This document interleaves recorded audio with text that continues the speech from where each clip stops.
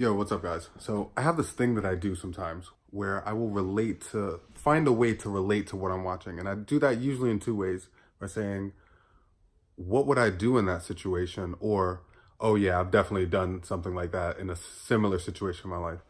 And this was evident to me in the last episode of Game of Thrones this past Sunday. I think it was episode 4, The Last of the Starks, I believe it was called.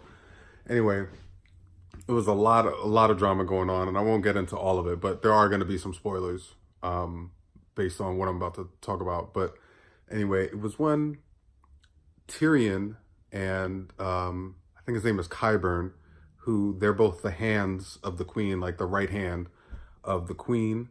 Tyrion obviously for Daenerys, Qyburn for Cersei. Qyburn is just a sniveling little groveling piece of shit.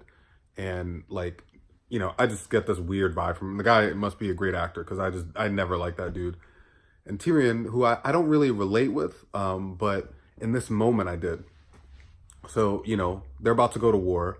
Daenerys is, really trying to do the right thing by at least talking, instead of just pulling up on all of King's Landing and just blowing everything up.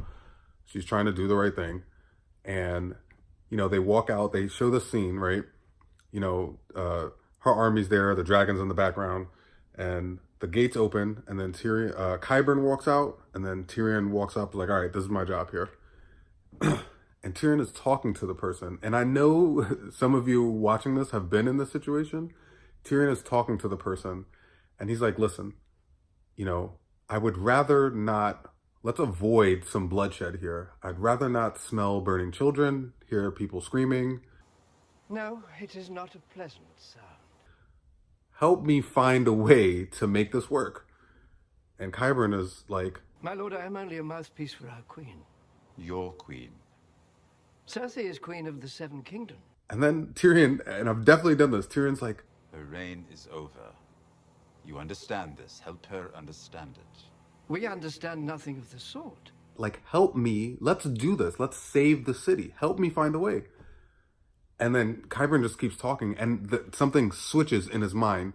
You'll see it. I'm going to show the clip. You'll see it. Something switches. He's like, I can't talk to you anymore. That's what I related to this episode. Your armies are battle-weary and depleted, while ours have been reinforced with the Golden Company.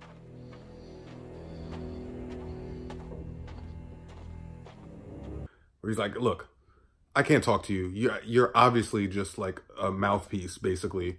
And which Qyburn basically says, you can't help me. I'm going to just go right past you. I'm going to go right to the person in charge here.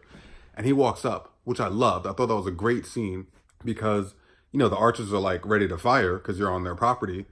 And that was a smart move on his part, because if they kill him, that's an act of war. And now she has a reason to burn everything to the ground. And he's like, look, let me just talk to you. And he made this very this very passionate scene, this plea to Cersei. You're not a monster. I know this. I know this because I've seen it. To try to get her to to realize yo, your reign is over. Let's figure out a way to do this without you dying. And it just couldn't work out, obviously, by the way the episode went. But, look, check out this scene here. Check this out for a minute. Cersei is queen of the Seven Kingdoms. You are her subject. Her reign is over. You understand this. Help her understand it. We understand nothing of the sort. Your queen's last dragon is vulnerable. Your armies are battle-weary and depleted, while ours have been reinforced with the Golden Company. You see, it's that part right there that's definitely totally, I related to that. I can't even talk to you, bro.